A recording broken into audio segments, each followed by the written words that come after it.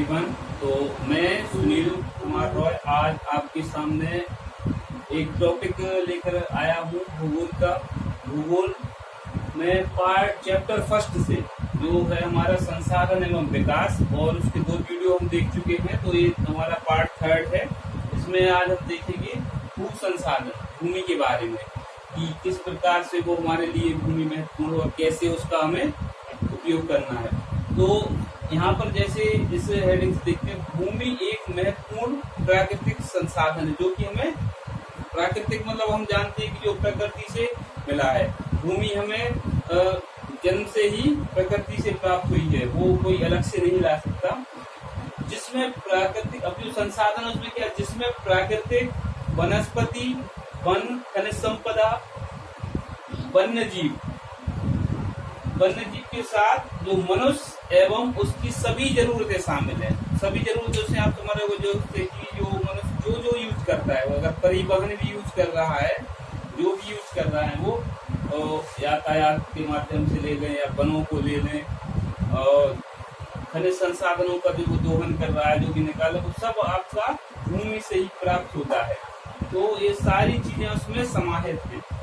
तो अब इसमें किस प्रकार से देखना है, जैसे हम देखेंगे कि फिर इसके बाद जो भूमि का यूज कैसे करना है, सबसे बड़ी बात यही है, क्योंकि प्रकृति से में सब मिला है। अगर हम देखें तो जो प्राकृतिक वनस्पति, कोई भी जड़ी बूटियां ले लें आप, वनों से जो लकड़ी प्राप्त होती है जिससे फर्नीचर बनता है, यहाँ तक कि जो रबड़ भी हम यूज करते हैं वो भी वृक्षों से ही, और जो पेपर यूज करते हैं वो भी आपने देखा होगा कि वो भी सब वृक्षों के द्वारा ही बनाई जाती है। तो ये सारी चीजें जो है वो हमें भूमि के माध्यम से कहीं ना कहीं प्राप्त हो रही है। तो यहाँ तक हमने देखा। फिर भूमि सीमित संसाधन है, अब इस पर ध्यान दें। तो भूमि सीमित है, भूमि का उपयोग जो है वो सावधानी से एवं योजनाबद्ध तरीके से होना चाहिए। क्यों? क्योंकि अगर भूमि का हम यूज कर रहे हैं, उसका उपयोग कर रहे हैं, तो निश्चित ही है कि उसके कुछ साइड इफेक्ट होंगे। जैसे हम भूमि का, अगर हम वनों को काटते हैं, मानव की आबादी बढ़ रही है, तो उसके द्वारा जो असंतुलन बन रहा है, उसके लिए क्या करना है, उसका उपयोग करना है, लेकिन साथ साथ में वृक्षों को भी लगाना है। तो ऐसे ही और भी देखने की योजनाबद्ध तरीके से कैसा कि उसका दोहन जितना हो उतना ही हम बचा के रखें। ऐसा ना हो कि कहीं पे हम उसका ज्यादा मिसयूज करते जाएं और लास्ट में वो संसाधन कम पड़ जाएं, आगे वाली पीढ़ियों के लिए वो बचे ही ना।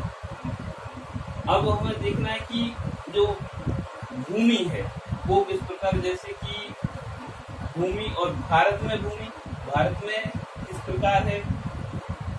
तो भूमि हर एक क्षेत्र में, वैसे अगर हम देख लें तो विश्व में भूमि का स्तर अलग है, हर एक जगह की जलवायु अलग होती है, वहाँ की भूमि में ही पर्वत ये सब निहित है। अभी हम देख रहे हैं भारत की बात। तो भारत की भूमि किस प्रकार की है, विभिन्न प्रकार की भू आकृतियां जो भूमि है यहाँ की, उसमें कई प्रकार की अलग अलग आकृतियां हैं। जैसे हम देखेंगे उसमें पहाड़ भी है, पठार भी है, वन भी है, और द्वीप भी है। जो समुद्र में जो द्वीप पड़ते हैं वो भी भूमि के ही अंतर्गत आएंगे, क्योंकि जो क्षेत्र है, जो मैदानी क्षेत्र, खेत हैं, फूल बगिया, हर एक चीज वो सब इसके अंतर्गत आएंगे। तो इसमें हम देखें जैसे पर्वत, पठार, मैदान और द्वीप हो गए। अब इसको किस प्रकार बांटा गया है हमें वो देखना है। तो मैदान जो है, जो भारत में जो मैदानी क्षेत्र है वो है कितना, 43%, जो कि कृषि एवं उद्योग कार्य हेतु सबसे ज्यादा उपयोगी है। इसी में हम खेती करते हैं, इसी में जो हमारे जो उद्योग, जो प्लांट लगाए जाते हैं जो मैदानी भागों में, और ये सब उसमें उसका उपयोग किया जाता है। तो ये बहुत ही अहम भाग है। लेकिन इसके साथ जो अन्न है ये भी हम देखें, पर्वत का जो वो है 30%। कुछ सदाबहार नदियां जो है वो इसमें 12 मासीय, मतलब 12 महीने जो इन्हीं पर्वतों के माध्यम से उनमें बहाव होता रहता है।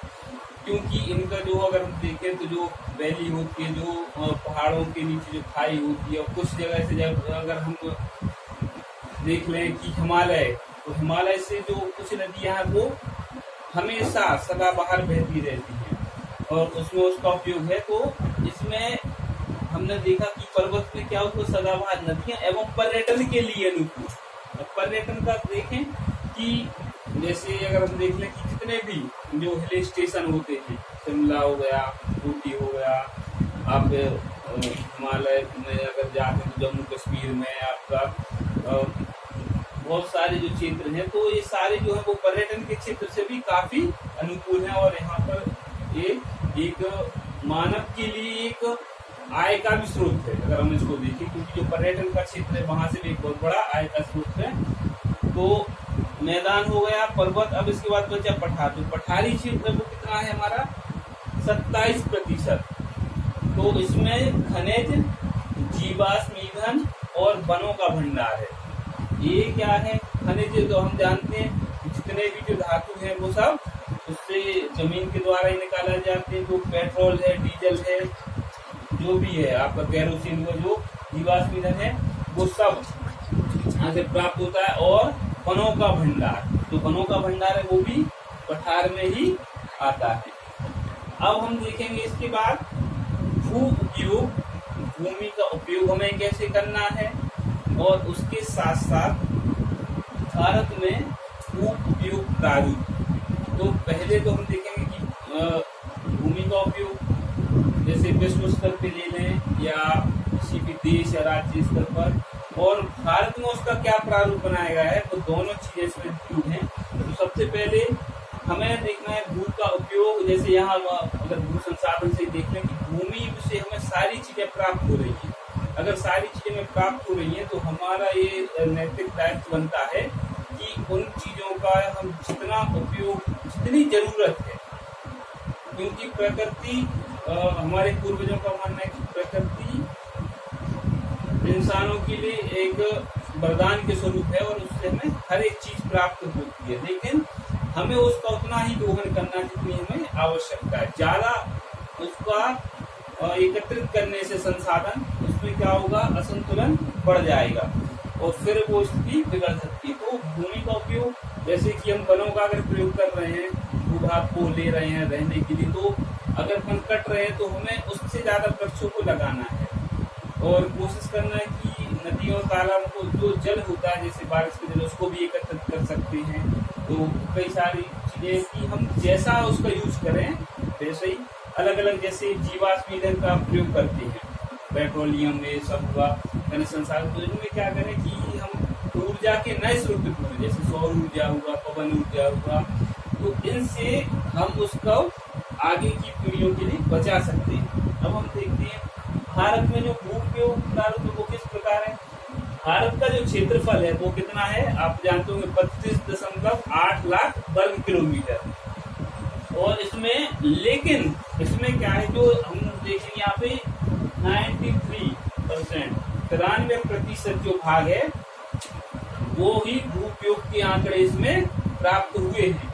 बाकी के अगर हम देख लें तो जैसे पूरब के राज्य जो पूर्वी भारत पड़ता है, उसमें सिर्फ असम को देखें तो असम के ही डाटा हमारे पास प्राप्त हैं, असम के आंकड़े हैं। बाकी के जो अन्य राज्य हैं असम से लगे हुए, उनमें जो उसका क्षेत्रफल है जो यूज कर रहे हैं लोग, उसका कोई आंकड़ा अभी ठीक से प्रस्तुत नहीं।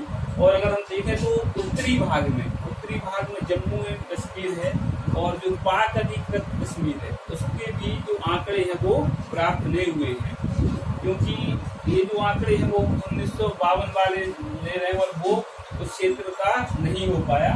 तो इनसे ये प्राप्त होता है इस जानकारी से कि हमारे भारत में जो भूमि का प्रारूप है वो किस प्रकार है, किन किन, जैसे हमने यहाँ पे देखा कितने जो हमारे 100% है, 100% में से हम कितना 93 इसको ही यूज कर रहे हैं। बाकी का भी जो 7% है, इनमें इसका बहुत बड़ा जो क्षेत्र है वो खोज ही नहीं हुआ कि यहाँ से हमें कौन से संसाधन प्राप्त हो सकते हैं। तो आज की वीडियो में हम इतना ही देखेंगे, आगे हम नेक्स्ट वीडियो में, क्योंकि इसका मैं सोच रहा हूँ कि आपको एक एक जो टॉपिक है वो क्लियर कर दूं। इसकी वीडियो बढ़ेगी चैप्टर की, लेकिन आपको क्लियर होगा। तो आपको क्या करना है, ध्यान से वीडियो को देखना है और इसी में आपके क्वेश्चन सारे इंक्लूड हैं। तो आज के लिए इतना काफी है। धन्यवाद।